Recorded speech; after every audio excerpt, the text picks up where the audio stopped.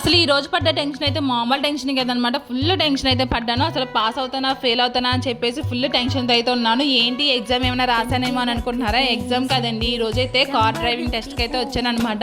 అది ఇస్తానా, పాస్ అవుతానా, ఫెయిల్ అవుతానా అని చెప్పేసి చాలా టెన్షన్తో అయితే ఉన్నాను.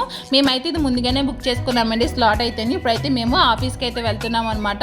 నాకు ఆల్రెడీ బండి లైసెన్స్ ఉంది, కారుకి కూడా వెళ్ళొచ్చేసింది కాబట్టి ఆఫీస్ కాడ అయితే పని అయితే త్వరగానే అయిపోయింది. అందుకే బుక్ చేసుకున్న స్లాట్ దగ్గరికి అయితే వెళ్ళాము. ఫస్ట్ టైం అయితే బండికి టెస్ట్ ఇవ్వడానికి కూడా ఇక్కడికి అయితే వచ్చామండి. అప్పుడైతే చాలా మంది జనం ఉన్నారు. ఉన్న తర్వాత నన్నే పిలుస్తారేమో అందరి తర్వాత అనుకున్నాను, కానీ అప్పుడైతే ఫస్ట్ అయితే నన్నే పిలిచారండి. అసలు 2-3 వేసిన తర్వాత అలా ఎలా వేస్తున్నారో చూసి నేను వేద్దాం అనుకున్నాను, కానీ అందరికన్నా ఫస్ట్ అయితే నన్నే పిలిచారు. అప్పుడైతే ఫుల్ టెన్షన్ అనమాట. అసలు వేయగలనా లేదా అని చెప్పేసి అప్పుడు టెన్షన్ పడ్డాను, కానీ అప్పుడైతే బాగానే వేసేసాను అనమాట. అప్పుడు కూడా నాకు లైసెన్స్ అయితే వచ్చేసింది. ఇప్పుడు కారు కూడా సేమ్ అలాగే వాళ్ళు చెప్పినట్టే వేసానండి. 8 ఏమన్నారు, తర్వాత హెచ్ ఏమన్నారు, ఎలా చెప్పారు అలాగే సేమ్ ఎక్కడ టచ్ చేయకుండా అయితే నేనైతే టెస్ట్ అయితే ఇచ్చానని. నేనైతే టెస్ట్ అయితే పాస్ అయిపోయాను అనమాట. నాకైతే కార్ డ్రైవింగ్ లైసెన్స్ అయితే వచ్చేసింది.